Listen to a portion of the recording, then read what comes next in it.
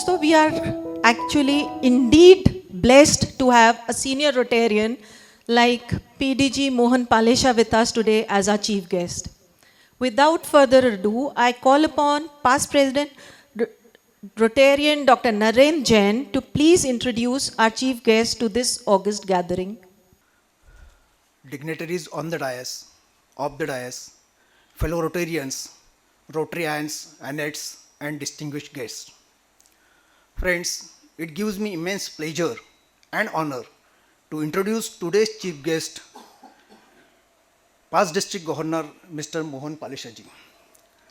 Friends, Mohan Palesha ji is BA in Metallurgy from Engineering College of Pune, and he is also the most reputed, trusted stock finance broker since 1982.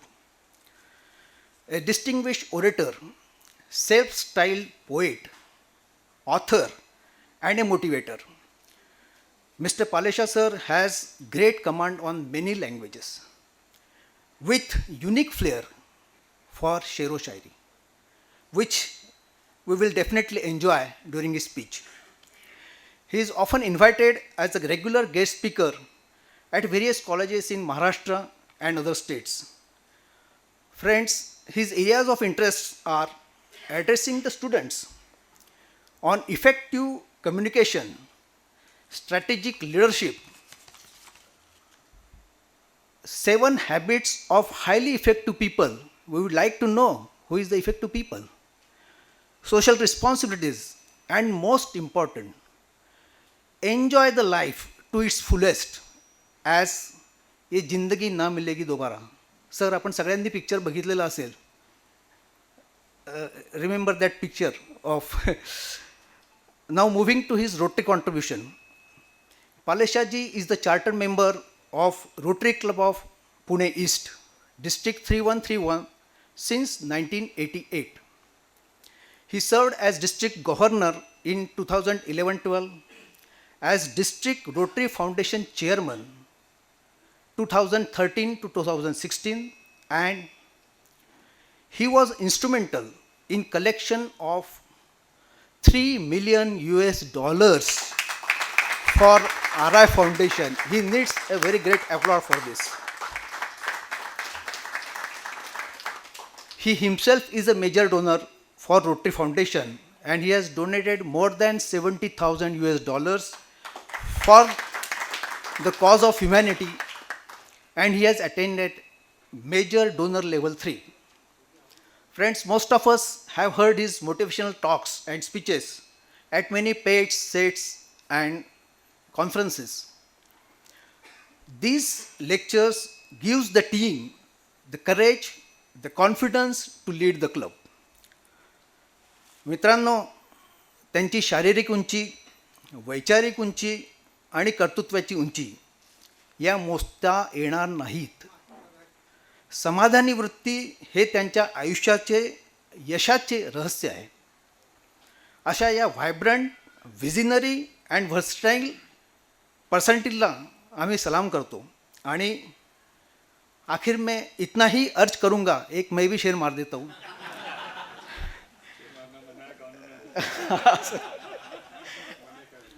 हर जिंदगी मांगे आपसे, हर खुशबू मांगे आपसे. Sir, हर जिंदगी मांगे आपसे, हर खुशबू मांगे आपसे. इतनी ऊर्जा है आप में सर कि उगता हुआ सूरज भी रोशनी मांगे आपसे. Thank you, friends. With this, I present to you PDG Mohan Palesha ji. Thank you.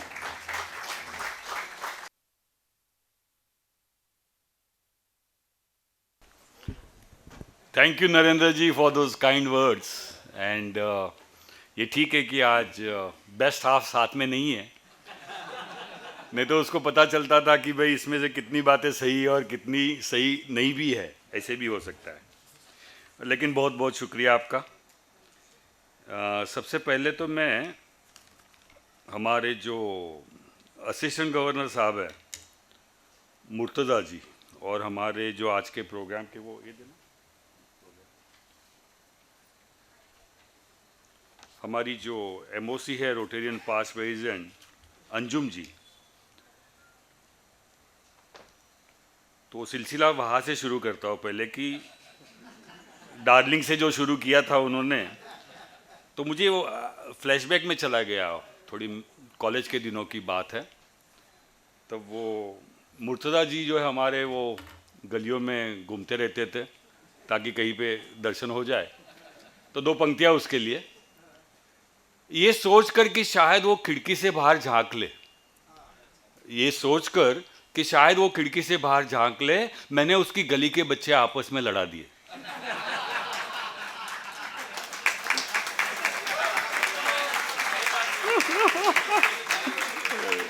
उनके दिल की बात बोल दी मैंने। आगे चलकर वो कहते हैं कि दीदार की तलब हो तो नजरे जमाए रखना गालिब, दीदार की तलब हो तो नजरे जमाए रखना गालिब, नकाब हो या नसीब सरकता जरूर है।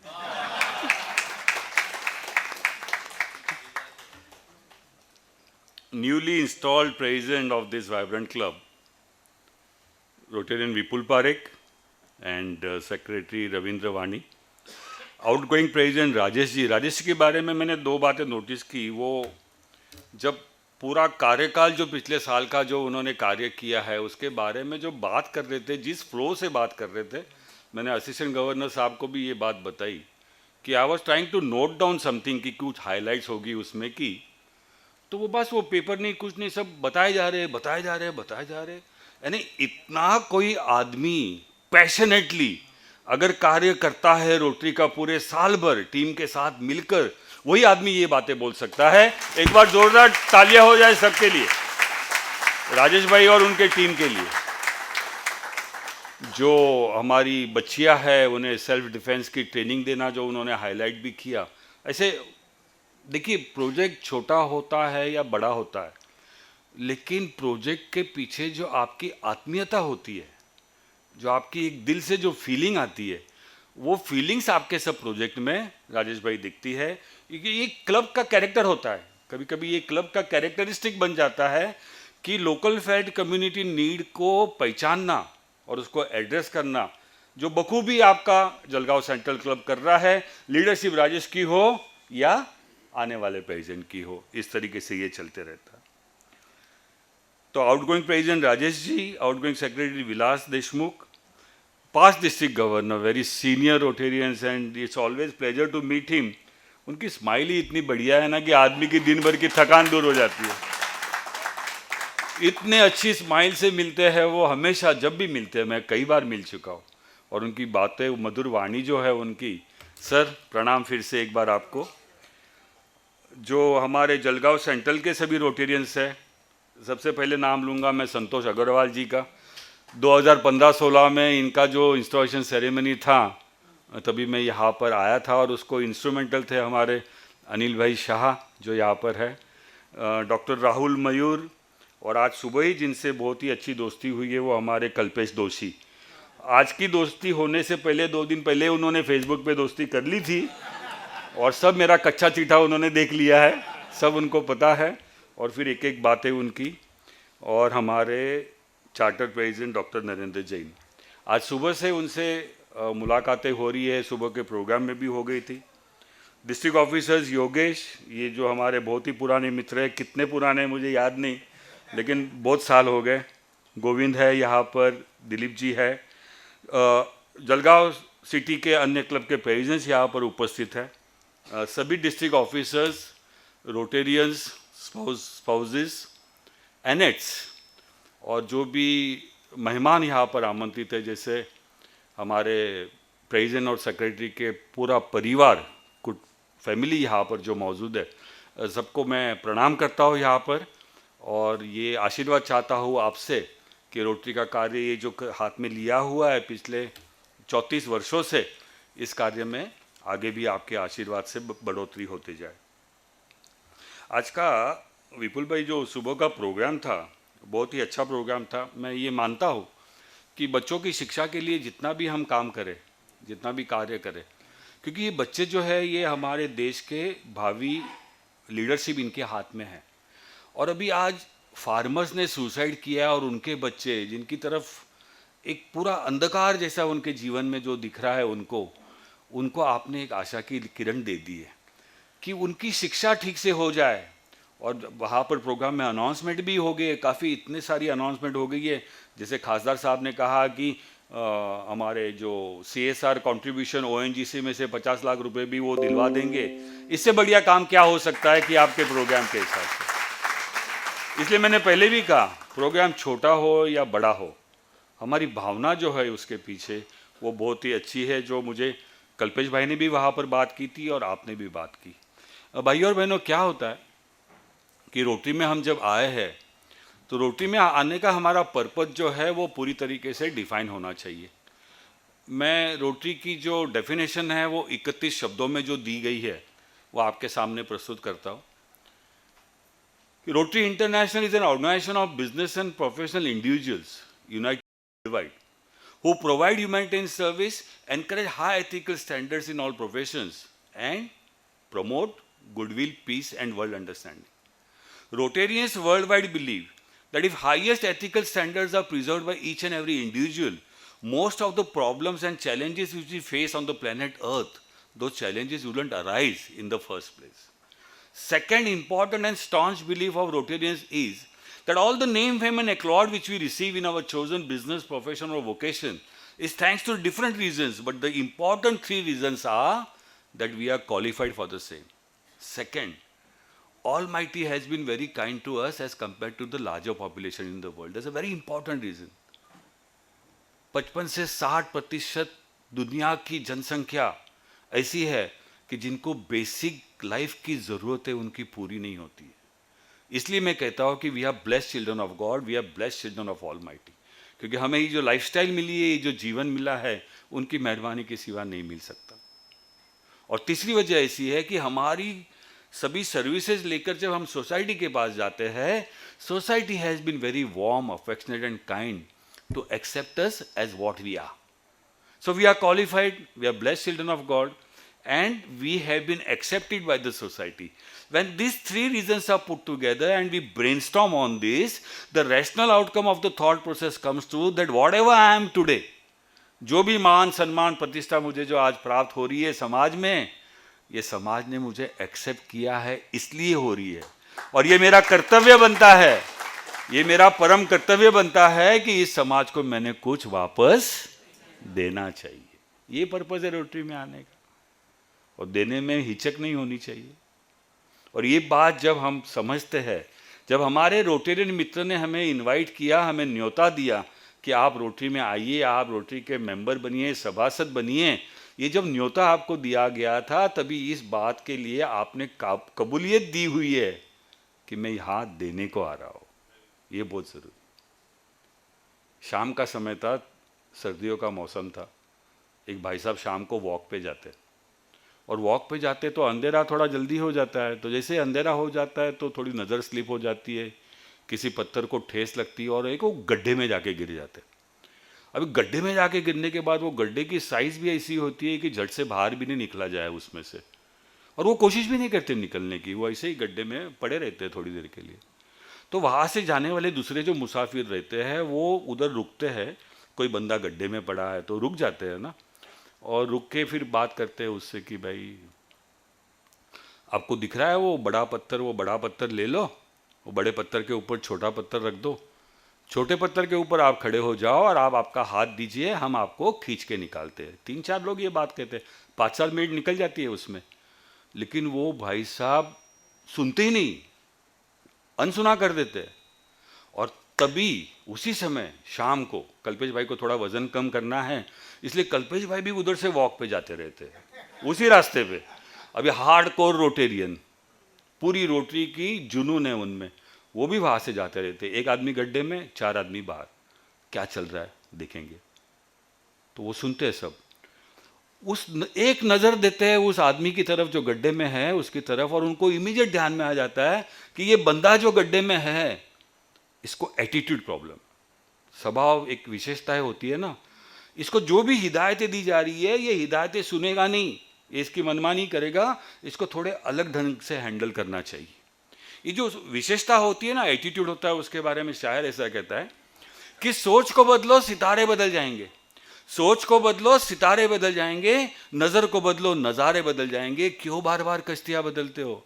क्यों बार बार कश्तियां बदलते हो? दिशाओं को बदलो, किनारे बदल जाएंगे। ये वो जरूरी है।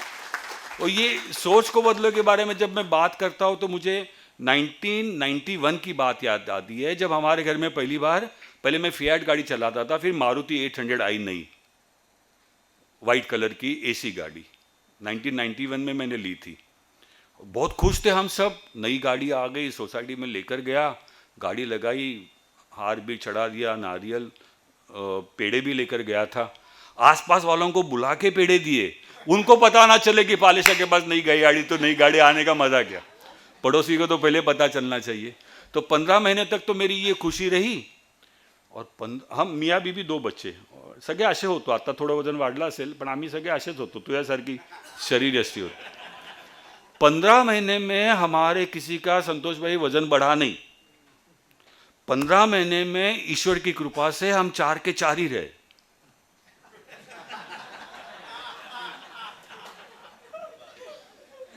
और 15 महीने में मारुति गाड़ी को कुछ हुआ नहीं। इतनी सब बातें जैसे थे होने के बावजूद भी 16वें महीने के पहले सप्ताह में मुझे मेरी गाड़ी छोटी लगने लग गई। वजह पूछिए। सेकंड फ्लोर पे जो रहते थे उन्होंने होंडा सिटी लाके खड़ी कर दी। क्या हो गया है? हिसाब सब इतना गलत हो गया है कि हमारी लाइफ में जरूरतें कितनी हैं और हम ख्वाहिशें कितनी चीजों की करते हैं। जरूरतें बहुत ही सीमित है हमारी, और जैसे जैसे उम्र बढ़ते जाती है वैसे हमारी ज़रूरतें और घटती जाती है। खाने के रिस्ट्रिक्शंस आते जाते हैं, ट्रैवल के रिस्ट्रिक्शंस आ जाते हैं। ये सब मैं इस दौर से मैं जा रहा हूँ अभी, मुझे ठीक से पता चला है, सिर्फ बात करने के लिए नहीं, पर्सनली एक्सपीरियंस किया है। तो ख्वाहिशें इतनी बढ़ा चढ़ा कर रख दी है हमने कि ज़रूरतें तो है लेकिन ख्वाहिशें कभी पूरी नहीं होती। वो ख्वाहिशों के बारे में सर वो शायर ऐसा कहता है कि ख्वाहिशों से भरा पड़ा है घर इस कदर, ख्वाहिशों से भरा पड़ा है घर इस कदर, रिश्ते जरा सी जगह के लिए तरसते हैं। मैं फकीरों से भी सौदा कर लेता हूं अक्सर, जो 1 रुपए में लाख दुआएं देता है। कहां तक नौबत आ गई है। आगे चलकर वो ऐसा कहते हैं कि ख्वाहिशों के काफिले बड़े अजीब होते हैं, ख्वाहिशों के काफिले बड़े अजीब होते हैं, ये गुजरते वहीं से है जहां रास्ते नहीं होते। किसी फकीर की झोली में कुछ डाला, किसी फकीर की झोली में कुछ डाला तो ये समझ आया कि इस महंगाई के जमाने में भी दुआएं कितनी सस्ती है। दुआ देना जरूरी है। तो ख्वाहिशें और जरूरतें इसका बेबना हो गया। हमारे शेयर मार्केट में ऐसा कहते हैं M to M, एंड सुबह से शाम तक आप जो भी कोशिश करते हो शेयर मार्केट में पैसे कमाने की, उसका हिसाब निकलता है शाम को 4, साढ़े 4, 5 बजे, और वो हिसाब आपको उसी दिन पूरा करना पड़ता है। इसको बोलते हैं मार्क टू मार्केट। और हम जो आज लगे हैं ना, वो मारुति से मर्सिडीज की दौड़ में लगे हैं। होंडा सिटी आ गई, उसके बाद फलाना फलाना, अभी तो 50 लाख रुपए की, 1 करोड़ रुपए की कार तो अभी मामूली सी बात हो गई है। लेकिन 50 लाख रुपए की मर्सिडीज बेचने वाला भी सेल्समैन ये गारंटी देता नहीं है कि आप इस गाड़ी में अगर घूमोगे तो शाम को अच्छी नींद आएगी। कोई गारंटी देता नहीं है। 1 लाख रुपए का मोबाइल यूज करते हैं हम आजकल। लाख रुपए के मोबाइल उससे भी ज़्यादा आते रहेंगे पता नहीं, लेकिन लाख रुपए का मोबाइल देख के मैं तो चमक ही गया। मेरे बेटे ने मुझे पूछा, हमेशा बेटे ने ही मोबाइल ला कर दिया है, कार भी उसने ही ला कर दी है, लेकिन बेटे ने मुझे पूछा, पापा आप मोबाइल चेंज करना चाहेंगे? मैं बोला बिल्कुल चेंज करना नहीं चाहूँगा, अभी जो मोबाइल है उससे मैं खुश हूँ। कितनी ख्वाहिशें हमने रखनी चाहिए। और ये ख्वाहिशें रखते समय प्रॉब्लम ऐसा हो गया है कि हमारे रिश्ते, हमारे नाते, हमारी जो प्यार मोहब्बत के जो रिश्ते हैं, उस रिश्ते की तरफ हमारा ध्यान ही नहीं जा रहा। सर अभी डॉक्टर साहब यहाँ पर है, ये एग्री करेंगे मेरी बात से कि 40 वर्ष पहले, 30-40 वर्ष पहले जो एक रिश्तों का जो एक बंधन था, जो प्यार था, वो अभी दिखता नहीं है। अभी तो पड़ोसी के घर में क्या चल रहा है उसकी भी फिक्र नहीं है हमको। सुख दुख की बातें पड़ोसी के घर में हो गई तो पता भी नहीं चलता। इतने हम आई मी माई सेल्फ में चले गए बेसिकली। तो पहले का ज़माना कैसा था, इसके बारे में हरिवंश राय बच्चन जी की बहुत ही एक सुंदर कविता है जो मैं यहाँ पर प्रस्तुत करना चाहूँगा कि मकान चाहे कच्चे थे, मकान चाहे कच्चे थे पहले के ज़माने में, लेकिन रिश्ते सारे सच्चे थे। मकान चाहे कच्चे थे लेकिन रिश्ते सारे सच्चे थे। चारपाई पर बैठते थे, पास पास रहते थे। सोफा और डबल बेड आ गए, सोफा और डबल बेड आ गए, दूरियां हमारी बढ़ा गए। छतों पर अब ना हम सोते हैं, बातें बनकर अब तो होते हैं। एक साइकिल ही बस पास था, एक साइकिल ही बस पास था, फिर भी मेल जोल था। रिश्ते निभाते थे, रूठते मनाते थे। पैसा चाहे कम था, पैसा चाहे कम था, लेकिन माथे पर ना गम था। अब लगता है कुछ कमा लिया है, अब लगता है कुछ कमा लिया है, लेकिन बहुत कुछ गवा भी दिया है। जिंदगी की इस भागदौड़ में क्यों वक्त के साथ रंगत खो जाती है, हंसती खेलती जिंदगी भी आम हो जाती है। एक सवेरा था, एक सवेरा था जब हंसकर उठते थे हम, एक सवेरा था जब हंसकर उठते थे हम, और आज कई बार बिना मुस्कुराए शाम हो जाती है। मकान चाहे कच्चे थे लेकिन रिश्ते सारे सच्चे। बिना मुस्कुराए शाम हो जाती है। सुबह से शाम तक जितने भी हम कर्म करते हैं, हमारी खुशी के लिए करते हैं। हमारी खुशी, हमारे परिवार वालों की खुशी। जब शाम को हम ऑफिस से या दुकान से जब घर पर जाते हैं, तो हम खुशी खुशी जाना चाहिए। हमारी खुशी देखकर हमारे घर वाले भी खुश होते हैं। ऐसी कोई भी बात नहीं जिसमें अगर मियाँ बीबी ने सुबह को एक बार तय कर लिया, मुर्तज़ा ध्यान में लीजिए, एक बार तय कर लिया कि हम खुशी रहने वाले हैं, ऐसा सुबह को कर दिया, एक बार निश्चय हो गया कि हम खुश रहने वाले, किसी की ये हमें दुखी कर सके। वो शायर कहता है इसके बारे में कि ऐसा कुछ कर दो कि खुशियाँ खुद रास्ता पूछे, ऐसा कुछ कर दो कि खुशियाँ खुद रास्ता पूछे। वैसे भी हमने गम को अपने घर का पता कहा दिया है।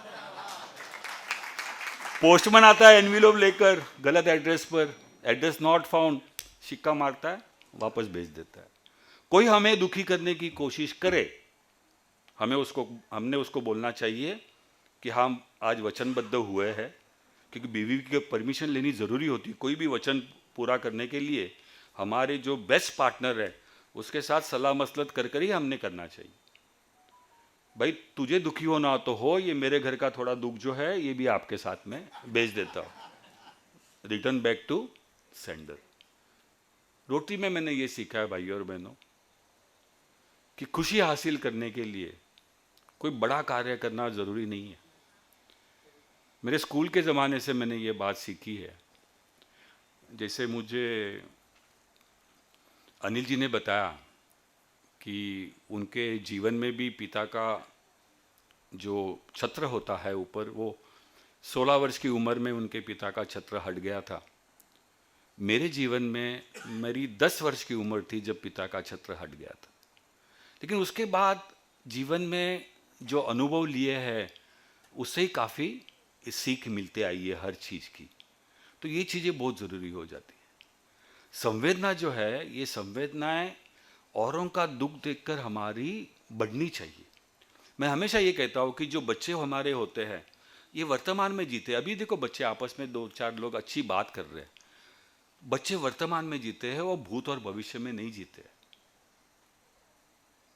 लहान मुलांच्या संवेदना ज्या आहेत ना त्या तरल आणि उत्कट असतात, आणि आपलं जसं व्यावहारिक वय वाढत जातं ना तसं आपल्या संवेदना ह्या बोथट होऊ लागतात। आपल्याला काहीच वाटेनासं होतं काही कोणत्या गोष्टीचं, कारण की आपण त्या भूत आणि भविष्यामध्ये फिरत असतो, अपेक्षांचं ओझं घेऊन फिरत असतो। तो एक ज्येष्ठ कवी असं म्हणतात की एवढ्या छोट्या आयुष्यात खूप काही हवं असतं, एवढ्या छोट्या आयुष्यात खूप काही हवं असतं, पण हवं तेच मिळत नसतं, आणि हवं तेच मिळालं तरी खूप काही कमी असतं। चांदण्याने भरलेल्या आकाशात आपलं आभाळ नेहमी रिकामच असतं। दुसऱ्याकडेच बघतो आपण, त्याचं कसं आहे, त्याचं कसं आहे, त्याचं, अरे तू आनंदी आहेस ना घरी, तू जर आनंदी आहेस तर सगळे आनंदी असतील घरच्याचे। तो शाम को घर लौटते वक्त अगर खुशी खुशी हम नहीं जा रहे हैं तो कुछ तो भी गलती हो रही है। डॉक्टर साहब, अगर बेंगलोर की दिशा में हमें खुशियाँ मिलती होगी तो हम दिल्ली की तरफ जाएंगे तो हमें खुशियाँ कहाँ से मिलेगी? तो ये सोच बदलने की बात जो है, ये सोच बदलना बहुत ज़रूरी है। अभी आपको पता है इतने खुश है हमारे रोटेरियंस उधर स्वर्ग में। हाँ भाई साहब, वहाँ पर एक क्लब है, Rotary Club of Heaven Elite, Heaven Elite. अभी उनका सर प्लेटिनम जुबली ईयर चालू है, 75 ईयर्स। 1947 में जब पॉल हैरिस जी की डेथ हुई, तभी उन्होंने ये जो काम यहाँ पे 1905 में चालू किया था, वो 1947 में उधर कंटिन्यू किया। वहाँ जाकर उन्होंने क्लब बनाया, बहुत अच्छा क्लब चलता है, बहुत अच्छा चलता है, मेंबरशिप भी फुल है। अटेंडेंस बढ़ाने के लिए खाना रखना जरूरी है? बिल्कुल नहीं, स्वर्ग में तो सब मिलते ही रहता है ना वैसे भी। तो अभी क्या हो गया है कि मेरी भी उम्र अभी 65 के आसपास है, तो मेरे कुछ दोस्त स्वर्ग में पहुंच गए ऑलरेडी। तो कभी कभी फ़ोन आता है, कैसे चल रहा है, क्या चल रहा है, तो मैं यहाँ की मेरी रट लगाना शुरू करता हूँ। अटेंडेंस का प्रॉब्लम है, मेंबरशिप का प्रॉब्लम है, मेंबर्स टिकते नहीं, रिटेंशन का प्रॉब्लम है, फलाना वगैरह। मैंने पूछा आपके यहाँ स्वर्ग में कैसे चल रहा है? अभी इसमें क्या है, ये जेनिफर जोन्स मैडम जो है, जो first international president, lady president, इन्होंने एक स्कीम बनाई है सर कि सितंबर महीने तक जो भाई या बहन या नॉन रोटेरियन $1000 फाउंडेशन को जो डोनेशन देंगे, उनको डायरेक्ट स्वर्ग में जाने का पासवर्ड मिलेगा।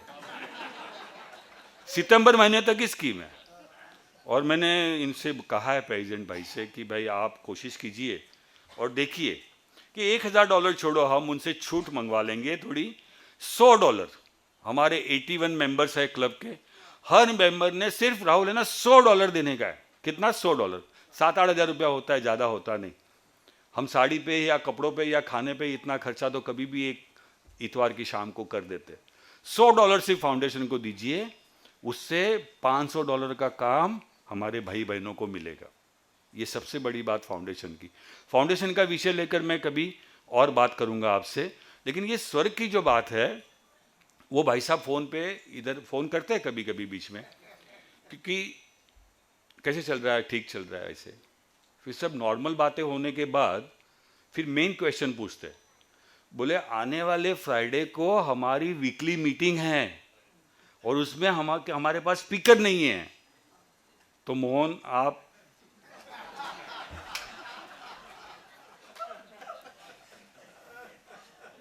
सिर्फ सोच लीजिए, कोविड के ज़माने में ये 2 साल में हमने ये बहुत अनुभव लिया है, बहुत ज़्यादा अनुभव लिया है।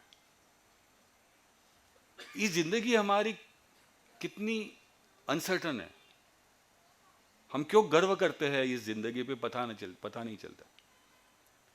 ये जीवन की डोर हमारी कब टूटने वाली है पता नहीं है। कल सुबह का सूरज हम देखने वाले हैं पता नहीं है। वो शायर कहता है इसके बारे में कि ये जिंदगी आज जो तुम्हारे बदन की छोटी बड़ी नसों में मचल रही है, ये जिंदगी आज जो तुम्हारे बदन की छोटी बड़ी नसों में मचल रही है, तुम्हारे पैरों से चल रही है, तुम्हारी आवाज में गले से निकल रही है, तुम्हारे लफ्जों में ढल रही है। ये जिंदगी न जाने कितनी सदियों से यूं ही शक्लें बदलती रही है। बदलती शक्लों में, बदलते जिस्मों में चलता फिरता ये एक शरारा जो कि इस घड़ी नाम है तुम्हारा। इसी से सारी चहल पहल है, इसी से रोशन है हर नजारा। सितारे तोड़ो या घर बसाओ, अलम उठाओ या सर झुकाओ, तुम्हारी आंखों की रोशनी तक है खेल सारा। ये खेल होगा नहीं दोबारा, जिंदगी ना मिलेगी दोबारा। हम जानते हैं, हम समझते हैं कि ये जिंदगी दोबारा मिलने वाली नहीं है। हमारे संचित कर्म जो है उसकी वजह से हमें मनुष्य जन्म प्राप्त हुआ है और ये मनुष्य जन्म का सम्मान करना बहुत जरूरी है। जैसे मैडम ने बात कही थी, गौतम बुद्ध भगवान की जब बात निकली तब मुझे वो बात याद आई कि गौतम बुद्ध जी कहते हैं कि हमारा शरीर जो है, ये शरीर हमारा धोखा है। हमारे शरीर को मौत लगने वाली है। हमारा शरीर पूरा गंदगी से भरा हुआ है। जब माँ के गर्भ में हम होते हैं तो चारों ओर हम गंदगी से भरा हुआ रहता है, मलमूत्र से घिरे होते हैं। हमारे शरीर में 32 प्रकार की कुरूपताएं गिनाई गई है, जैसे केश, रोम, नख, दांत, अस्थि मज्जा, यकृत, चर्बी, रक्त, पसीना, ऐसी 32 प्रकार की कुरूपताएं हमारे शरीर में है और उस कुरूपताएं को लेकर हम चल रहे हैं। लेकिन जब गंदगी हम शरीर लेकर चल रहा है तो बदबू आएगी, लेकिन बदबू ना आए इसलिए हम रोज सुबह इसे साफ करना, धोना, रगड़ना, इत्र लगाना, नए नए कपड़े पहनना, हीरे जवाहरात के आभूषण पहनना। क्यों? क्योंकि बदबू बाहर ना आए। लेकिन हमारे शरीर के अंदर जो चेतना है, जो मूल स्वभाव से सुंदर है, उसका सौंदर्य निखारने के लिए हमें ये सब कुछ करना नहीं पड़ता है। उसके लिए हमें कुछ तो भी अच्छा कार्य करना पड़ता है। और शरीर से जब चेतना का पक्षी उड़ जाता है तो मोहन पालेशा रहता नहीं, बॉडी बन जाती है। और जब बॉडी घर पर लेकर आते हैं और वहाँ पर रखते हैं, तभी लोग कहना आपस में शुरू कर देते हैं, थोड़ी देर हो जाए तो भाई जल्दी से लेकर जाओ, मरघट पर जाकर जलाओ, नहीं तो बदबू आनी शुरू हो जाएगी। कुछ साथ में लेकर जाने वाले नहीं है, कुछ साथ में लेकर जाने वाले नहीं, क्योंकि वहां पर एटीएम सेंटर भी नहीं है कि यहां से मनी ट्रांसफर हो जाए। कुछ साथ में नहीं, कुछ भी साथ में आने वाला नहीं है, ये पक्का है। लोग भाई साहब, लोग पहले बच्चे बड़े हो जाए, सेटल हो जाए, तब तक रुकते थे अच्छा काम करने के लिए। अभी तो पोता पोती बड़े होने के लिए रुकते हैं, और ये सोचकर रुकते हैं कि भाई अमर पट्टा ही लेकर आया। वो पुराने जमाने की बलराज साहनी की फिल्म, वक्त फिल्म, मैं ये करूंगा, मैं वो करूंगा, मैं वो। माता जी प्रणाम आपको। और आपने वो $100 का चेक दिया है ना, आपने ऐसी शुरुआत की है, मुझे 30 जून 2023 को ये आपका बेटा जो है ये बताएगा कि माता जी के उस $100 के चेक से इतना वातावरण ये हो गया है कि सबने $100 देने का तय कर दिया है। आपका आशीर्वाद इनके साथ है, बहुत बड़ा आशीर्वाद है ये, बहुत बड़ा आशीर्वाद।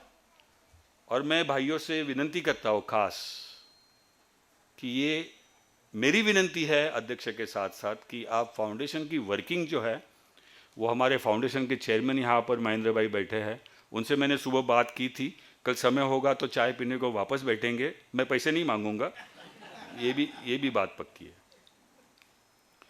तो जब चेतना का पक्षी उड़ जाता है, शरीर की बॉडी बन जाती है। अगर हम किसी का पोस्टमार्टम होता हुआ देखें तो हम खड़े रह सकते वहाँ पे? नहीं। किसी का कटा हुआ पेट देखे तो खड़े रह सकते? नहीं।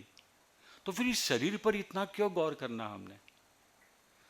भगवान बुद्ध कहते हैं कि जब तक शरीर से आपका तादात्म्य टूटता नहीं है, तब तक आप सेवा के मार्ग की तरफ जा नहीं सकते हो, मोक्ष के मार्ग की तरफ जा नहीं सकते।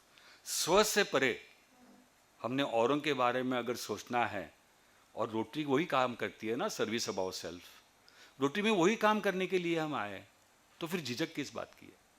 बच्चे बड़े हो गए, बच्चों ने सेटल कर दिया है सब काम, तो बच्चों को उनके हिसाब से जीने दो, हमने हमारे हिसाब से चाहिए जो हमें खुशी मिले। रोटरी ने बहुत सिंपल बातें कही है कि अपना गम लेके कहीं और न जाया जाए, अपना गम लेके कहीं और न जाया जाए, घर की बिखरी हुई चीज़ों को सजाया जाए। हर एक के घर में सुख दुख की बातें होती है।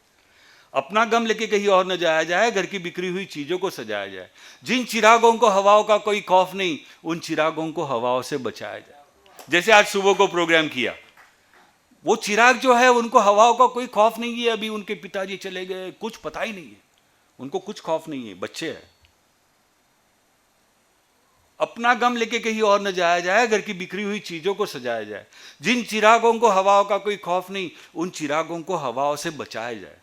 बाग में जाने के कुछ आदाब हुआ करते हैं, किसी तितली को न फूलों से उड़ाया जाए। खुदकुशी करने की हिम्मत नहीं होती सब में, चलो कुछ दिन और उनको यूं ही सताया जाए। घर से मस्जिद है बहुत दूर, घर से मस्जिद है बहुत दूर, कुछ यूं कर ले, किसी रोते हुए बच्चे को हंसाया जाए, किसी रोते हुए बच्चे को हंसाया जाए। हमारी स्कूल में मैंने सीखा था, सेंट मीराज इंग्लिश मीडियम स्कूल करके है पुणे स्टेशन के वहाँ पे, इनकम टैक्स ऑफिस के वहाँ पे हमारे जो गुरु है साधु वासवानी जी, उन्होंने हमको ये सिखाया था। सिंपल बात, अपना सुख हवे आहे का क्वेश्चन मार्क और आंसर, तर इतरांना सुखी करा। कितना सिंपल है लाइफ, कितना सिंपल हो जाए। बच्चों की जरा बातें करता हूं मैं। बच्चे कितने, संवेदना कितनी अच्छी होती है उनकी, कि कागज की कश्ती थी, पानी का किनारा था, खेलने की मस्ती थी, दिल ही आवारा था, कहाँ आ गई समझदारी की झंझट में, वो नादान बचपन ही कितना प्यारा था। वो प्यारी बच्ची मुस्कुरा रही है वहां पे। आगे चलकर वो शायर ऐसा कहता है कि जिंदगी की उलझनों ने हमारी शरारतें कम कर दी, जिंदगी की उलझनों ने हमारी शरारतें कम कर दी, और घर वाले खाम का समझ बैठे कि हम बड़े समझदार हो गए। ये जिंदगी की उलझन के प्रोड्यूसर डायरेक्टर हम हैं। 2 बेडरूम हॉल किचन से 4 बेडरूम में जाना है, ये ख्वाहिश जो हम करते हैं उलझन क्रिएट करते हैं। 2 बेडरूम में खुश नहीं है, खुशी का रास्ता किधर है वो जरूरी है। और ये खुशी का रास्ता ढूंढते ढूंढते, ये पैसे कमाते कमाते ऐसा हो गया। वो शायर कहता है कि दिए से ना पूछो बाकी तेल कितना है, दिए से न पूछो बाकी तेल कितना है, सासों से न पूछो बाकी खेल कितना है। पूछो उस कफन में सोए हुए इंसान को कि जिंदगी में गम और कफन में चैन कितना है। ऑपोजिट, कॉन्ट्राडिक्शन है। जिंदगी में चैन होना चाहिए ना, तो जिंदगी में तो उलझन है हमारे। ये सब गलत बात। कितने पीछे लगेंगे हम। जैसे मैंने बात कही ना सर जी की, आस पड़ोस रिश्ते नाते में हम सुख दुख में शामिल होते थे, अभी वो बातें सब दूर हो गई। अभी तो माता पिता को साथ रखना भी लोगों को अखर रहा है। कहाँ जा रहे हैं हम? आज़ादी से पहले हमारे यहाँ जो एक सामाजिक विषमता हमारे यहाँ जो थी, उसकी वजह से सामाजिक असुरक्षितता निर्माण हो गई, इनसिक्योरिटी बहुत हो गई। लोगों की संचय करने की हैबिट बढ़ती गई है और उसमें लोगों की संवेदनाएं कम होती गई। संवेदना इस तरह नीचे कम हो गई है कि जिससे अलग अलग टाइप की, ये जो हम बोलते हैं ना मराठी में, गुन्हेगारी वाढत चालली आहे। वेगवेगळ्या प्रकारची गुन्हेगारी वाढत चालली आहे, कारण की कोणालाही एक दुसऱ्याची काही घेणं देणंच नाही आहे, असं प्रकार झाला आहे। अरे पण एक दुसऱ्याची घेणं देणं नाही आहे, पण आपलं जन्मदात्या आईबापाशी तर घेणं देणं आहेच ना। पुण्यासारख्या मोठ्या शहरामध्ये जेव्हा प्रथमच वृद्धाश्रम आले, तेव्हा भरपूर चर्चा झाली की आपल्या सामाजिक चौकटीमध्ये वृद्धाश्रमाची आवश्यकता आहे का। चर्चा झाली, चर्चा संपली, वृद्धाश्रम आले, वृद्धाश्रम स्थिरावले, आता पंचतारांकित वृद्धाश्रम आले। मला असं कळलं की जळगावमध्ये सुद्धा 2 वृद्धाश्रम आलेले आहेत। पण वृद्धाश्रमामध्ये जी आई आणि बाबा आहेत, त्यांच्या भावना काय असू शकतात ह्याचा विचार केला आपण? संवेदना, मी संवेदनाबद्दल बोलतोय। आईची साथ नावाची एक कविता आहे की आईचं मन जे बोलतंय तिथे वृद्धाश्रमामध्ये ती आहे, तिचे काय विचार आहेत ते ह्या कवितेतून तुमच्यासमोर मांडायचा प्रयत्न करतो। की महिने मागून महिने गेले, शेवटी वर्ष सरून जाते। महिने मागून महिने गेले, शेवटी वर्ष सरून जाते। वृद्धाश्रमाच्या पायरीवर वाट तुझी पाहते। भिजून जातो पदर, भिजून जातो पदर आणि मन तिथे राहते। कधी कधी मात्र तुझी मनी ऑर्डर येते। पैसे नकोत यावेळी, पैसे नकोत यावेळी, तूच येऊन जा बाळा, मला तुझ्या घरी घेऊन जा। तुझा बा होता तोवर, तुझा बा होता तोवर काळ बरा गेला, तुझी आठवण काढत उघड्या डोळ्यांनी गेला। लेख माझा मोठा साहेब, ह्याचं लई कौतुक त्याला। माझ्याही हृदयात फोटो तुझा तो पाहून जा, पण बाळा मला तुझ्या घरी घेऊन जा। दुष्काळाच्या साली जन्म तुझा झाला, दुष्काळाच्या साली जन्म तुझा झाला, तुझ्या दुधासाठी आम्ही चहा सोडून दिला। एक कपडा वर्षाकाठी पुरून पुरून घातला, सालं घातली बापानं पण तुला शाळेमध्ये घातला। हवं तर तू हे सगळं विसरून जा, हवं तर तू हे सगळं विसरून जा, पण बाळा मला तुझ्या घरी घेऊन जा। धुणं भांडी करीन मी, धुणं भांडी करीन मी, केर कचरा काढीन मी, आळूवळ्या पुरणपोळ्या तुझ्यासाठी रांधीन मी। नातवनारचं दुखलं खुरपं सगळं बघीन मी, घाबरू नकोस त्यांची आजी असं नाही सांगणार मी। घरातली कामवाली म्हणून घेऊन जा, घरातली कामवाली म्हणून घेऊन जा, पण बाळा मला तुझ्या घरी घेऊन जा। थकलेले डोळे बाळा, थकले डोळे बाळा, प्राणकंठी आले, तुझ्या विना जगणे आता मुश्किल झाले। विसरू कशी तुला मी, तुझ्यामुळं आई झाले। पोर माझं कुलभूषण, पोरकी मी का झाले। आता माझ्या थडग्यावर येऊन जा आणि जमलंच तर हा वृद्धाश्रम पाडून जा, पण बाळा मला तुझ्या घरी घेऊन जा, बाळा मला तुझ्या घरी घेऊन जा।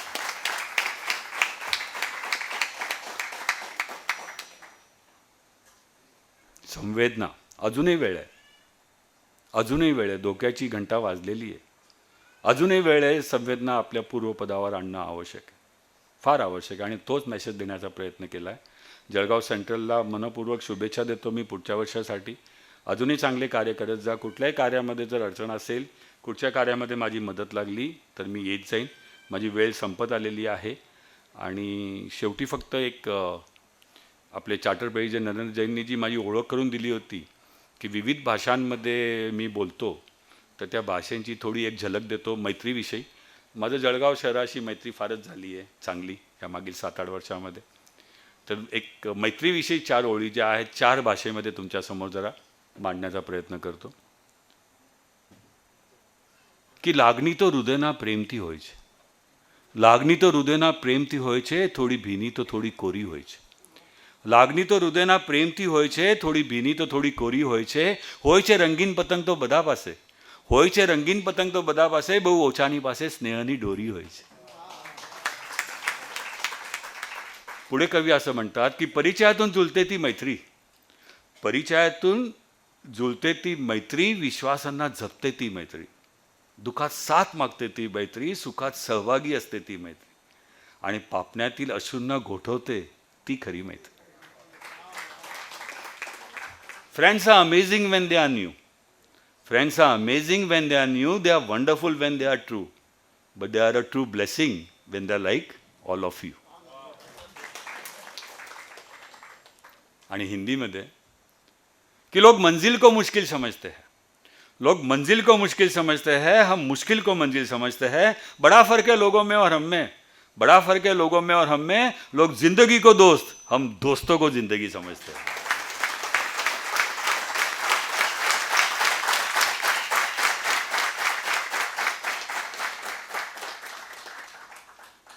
12-13 मिनिटं झाली, तो मनुष्य खड्ड्यातच आहे अजून.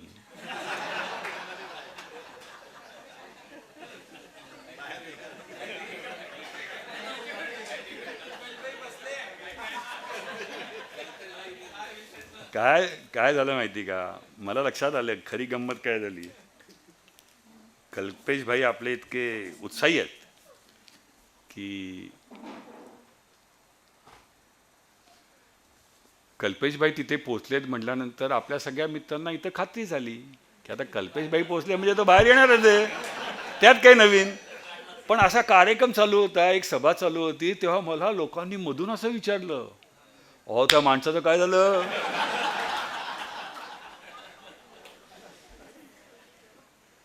तर मी विसरलो नव्हतो, काय सगळ्यांनी माझं भाषण शांतपणे ऐकावं म्हणून ठेवलं होतं पेंडिंग.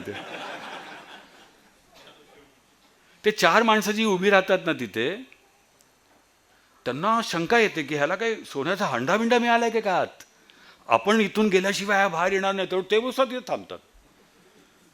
मग कल्पेश भाई म्हणतात की आता मी थोडा प्रयत्न करतो. हे बघ भाऊ, तो मोठा दगड घे, त्याच्यावरती छोटा दगड ठेव. ते बाजूची लोक कुजबूज करायला लागतात. त्यामुळे आम्ही हेच सांगत होतो की कल्पेश भाऊ तुम्ही काय नवीन सांगताय. सध्याची जी नवीन पिढी आहे ना, त्यांना काय वाटतं की गुगल केलं की सगळं कळतं. पण काही गोष्टी अनुभवाने सुद्धा येतात ना, ते मुलांना कुठं माहिती आहे, काही गोष्टी अनुभवाच्याच असतात. तर कल्पेश भाई म्हणे तुम्ही प्रयत्न करून बघितलं, तो आला का खड्ड्यातनं बाहेर, नाही आला. आता मी प्रयत्न करतोय, तर मला करू द्या ना प्रयत्न. ठीक आहे म्हणे, तो मोठा दगड घ्या, मोठा दगड ठेवा एका बाजूला, त्याच्यावरती छोटा दगड ठेवा, छोट्या दगडावरती तू उभा राहा आणि तुझा हात दे, असं सगळेजण म्हणालेले असतात. पण तो बहादर जो खड्ड्यात आहे त्याला त्याच्या जन्माच्या वेळेस असं सांगण्यात आलेलं असतं की कभी कुछ देने का नहीं रहता है. आता त्याचा तो जिवंत राहील का त्याचा मृत्यू होईल त्या खड्ड्यामध्ये हे माहीत नाही त्याला, पण त्याला देण्याचं माहीतच नसतं, देणे ही प्रक्रियाच माहीत नसते. त्यामुळं कल्पेशभाई म्हणतात की त्यांना कल्पेशभाईंना माहिती आहे की ही गोष्ट काय. तर कल्पेशभाई म्हणतात की हा माझा हात घे. घे म्हटल्यानंतर तो पटकन हात घेतो, खड्ड्यातनं बाहेर येतो, त्यांना धन्यवाद पण म्हणत नाही आणि तिथनं निघून जातो. कारण की हातांना देण्याची सवय नसते ना. आता ह्यांच्या हातांना देण्याची सवय म्हणून ते त्याचा स्वभाव ओळखतात. बंधू भगिनींनो, जीवनामध्ये अमरपट्टा नाही आहे आपल्याकडं.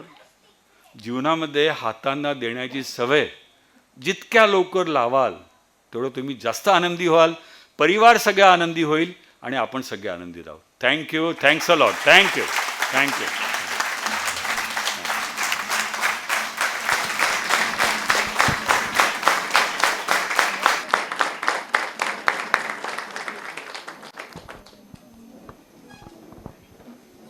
Thank you, sir.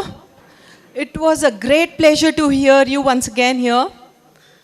I now request our President Rotarian Vipul to please present a memento to remember this evening to the chief guest of the day, PDG Mohan Agashe, sir. When I saw your picture also in the morning, I told my husband, he resembles so much like Mohan Agashe. So I took this opportunity, sir. I hope you won't mind.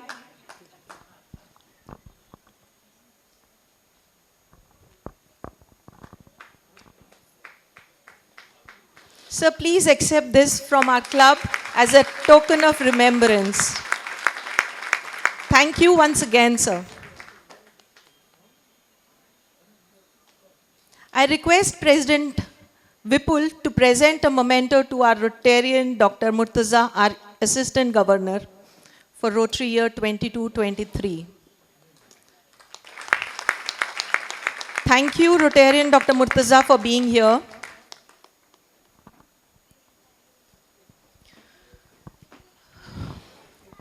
Okay, I think I'll take the podium for a minute now.